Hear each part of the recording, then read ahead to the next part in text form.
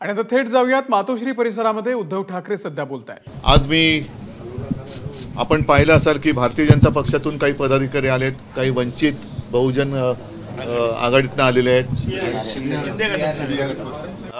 BRS पण आलेले आहेत। असं वेगवेगळ्या पक्षातनं प्रमुख कार्यकर्ते आणि पदाधिकारी जे या सरकारला कंटाळलेले आहेत, या सरकारच्या कारभाराला अत्यंत कंटाळून त्रासून त्यांना आता एकमेव आशा राहिलेली आहे, ती म्हणजे आपल्या देशात इंडिया आघाडी, महाराष्ट्रामध्ये महाविकास आघाडी आणि साहजिकच आहे हे सगळे जळगावचे आहेत। जळगावमध्ये शिवसेना लढते आहे, जिंकते आहे आणि शिवसेनेचा विजय अधिक मोठा व्हावा याकरता हे सगळे लोक एका आशेने आणि अपेक्षेने आणि विश्वासाने शिवसेनेत आलेले आहेत। झालं? अरे सॉरी, तुम्हाला सारखं पाय लागतोय काय होतं, मला असं पाय ठेवायची सवय। हां, जसं महाविकास आघाडीला पाठिंबा वाढतो आहे तसं महायुतीलाही पाठिंबा वाढतोय किंवा काही मित्र जोडले जात आहेत, ते थोडा बिनशर्त पाठिंबा देत आहेत, काही पक्ष बिनशर्त पाठिंबा देत काही आहेत। मी त्यांचं कौतुक करतो की काही जण उघड बिनशर्त पाठिंबा देत आहेत, काही लोक लढण्याचं नाटक करून पाठिंबा देत आहेत आणि ही नाटकं आता जनता ओळखते। म्हणून मला असं वाटतं की यावेळेला हुकुमशाही विरुद्ध लोकशाही अशी सरळ लढाई येणाऱ्या लोकसभेत होणार आहे। नाही, पण थेट प्रश्न आहे की राज ठाकरेंनी असं म्हटलंय की भारताला कणखर नेतृत्व देण्यासाठी मोदींना बिनशर्त पाठिंबा देत असल्याचं माझं मत मी मांडलेलं आहे। एकाधिकारशाही ही देशाला घातक आहे, हुकुमशहाला पुन्हा एकदा स्वीकारणं देशाला घातक आहे। एक काळ असं जरूर होता की त्यावेळेला आपल्याला सर्वांना असं वाटत होतं की संमिश्र सरकार नको, पण जर का इतिहास पाहिला तर अटल बिहारी वाजपेयीजीने सुद्धा संमिश्र सरकार उत्तमपणाने चालवलेलं होतं, नरसिंह रावांनी सुद्धा संमिश्र सरकार उत्तमपणाने चालवलं, मनमोहन सिंगांनी पण चालवलं आणि तुम्ही जर का एकूण कालखंड पाहिला तर अपवाद सोडला तर बहुतेक वेळेला संमिश्र सरकारच्या कालावधीतच देशाची प्रगती अधिक चांगल्या पद्धतीने झालेली आहे। आम्हाला देश मजबूत पाहिजे, सरकार संमिश्र पाहिजे, कारण एका व्यक्तीच्या हातामध्ये संपूर्ण देश दिला तर तो देशाचा गळा घोटल्याशिवाय राहणार नाही हे आता लोकांना कळलेलं आहे। आणि म्हणून माझं प्रामाणिक मत आहे की आज आम्हाला मजबूत सरकार पाहिजे, पण ते संमिश्र पाहिजे, कणखर नेता पाहिजे, पण तो सर्वांना सोबत घेऊन चालणार पाहिजे। जो देईल साथ त्यांचा करू घात अशी व्यक्ती आम्हाला नको आहे, असा पक्ष आम्हाला नको आहे। सर्वांना सोबत घेऊन चालणारं संमिश्र सरकार हे इंडिया आघाडीचं सरकार देशाला अधिक चांगल्या पद्धतीने प्रगतीच्या दिशेने देऊ शकेल। कारण आजपर्यंत सगळेजण आपण अनुभव घेत मोठे झालेलो आहोत। संमिश्र सरकारचा अनुभव घेतला आणि 10 वर्ष एक व्यक्ती एक पक्ष, आता ते संपूर्ण देशात एकच पक्ष ठेवण्याच्या मागे लागलेत, सगळ्यांना फोडून घेत आहेत, संपून टाकण्याचा प्रयत्न करत आहेत आणि ही वृत्ती ही घातक आहे। म्हणून मला तरी असं वाटतं की एका व्यक्तीच्या हातात देश देणं हे धोकादायक आहे। बिनशर्त म्हणजे काय? कुठच्याही अटी शर्तींशिवाय मी त्यांना विचारलं, मी फक्त हात नाही केला, फक्त ते सोडा, ते जाऊ द्या।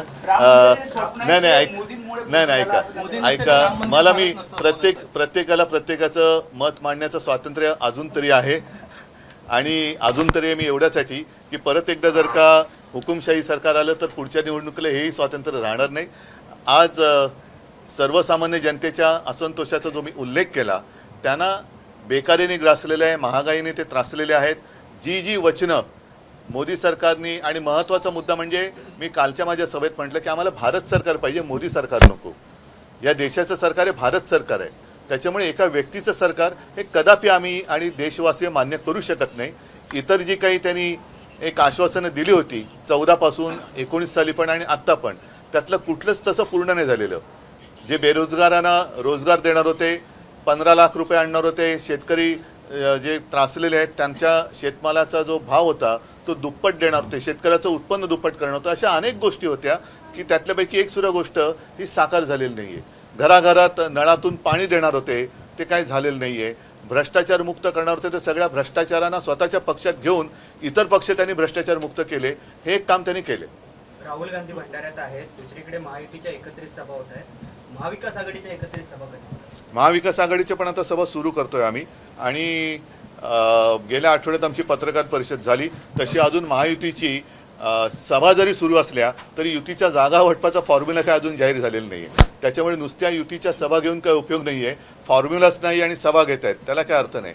उमेदवारांचा पत्ता नाही आणि युतीच्या सभा घेतात याला अर्थ नाही आहे. आम्ही महाविकास आघाडीच्या उमेदवारांची घोषणा, जागांची घोषणा केलेली आहे आणि त्यानुसार आमच्या एकत्रित सभा पण सुरू होतील. तुमच्या माहितीसाठी सांगतो की प्रत्येक ठिकाणी अगदी आज राहुलजी आहेत, आणखीन कोणी आमचे तिथले नेते सुद्धा आहेत आणि काही जे नेते जाऊ शकत आहेत, जात आहेत. आम्ही सगळीकडे एकत्रितपणाने प्रचार करणार आहोत. सांगलीमध्ये सर्व आलबेल नाही आहे असं चित्र आहे. तुमच्या उमेदवाराच्या विरोधात अपक्ष उमेदवार मला तो आता जागा वाटप झालेला आहे.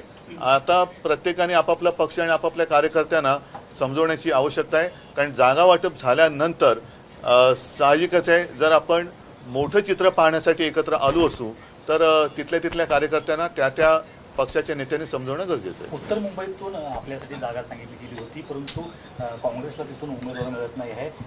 घोसाळकर यांना ऑफर दिली गेली काँग्रेसकडून की तुम्ही काँग्रेसच्या चिन्हावर लढा, तर तुमची काय परवानगी असेल? घोसाळकर येतात का विचारा.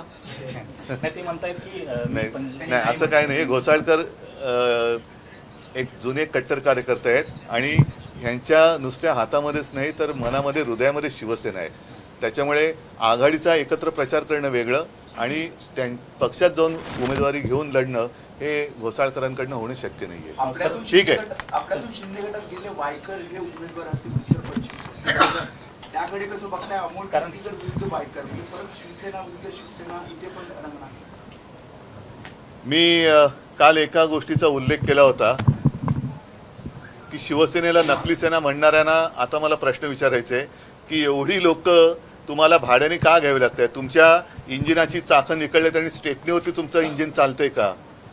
तुमचे ओरिजिनल जे काय होते ती लोक गेली कुठे? आणि आज सुद्धा माझ्याकडे जे भारतीय जनता पक्षाचे लोक येत आहेत ते का तुम्हाला कंटाळले, का कंटाळले? तर त्याचा विचार त्यांच्या नेतृत्वाने त्यांच्या पक्षाच्या हितासाठी करावा अशी मी त्यांना एक विनंती करतो. कारण कोणी एकेकाळी मी त्यांचा मित्र होतो आणि त्या जुन्या नात्यातून त्यांना सांगतोय की स्वतःचा पहिला चेहरा आरशात बघा आणि तुम्हाला मेकअपची एवढी का गरज लागते त्याचा विचार करा. मोदी नसते असं म्हणाले आहेत मोदींच्या बाबतीत. तुमची साथ सोडलेली खासदार कीर्तीकरांचं असं मत आहे की संसदेवर जरूर तुम्ही वर्चस्व प्रस्थापित करा पण मित्रपक्षांचाही मान सन्मान ठेवा. अनुभव बरंच काही शिकवतो. चला, जय महाराष्ट्र.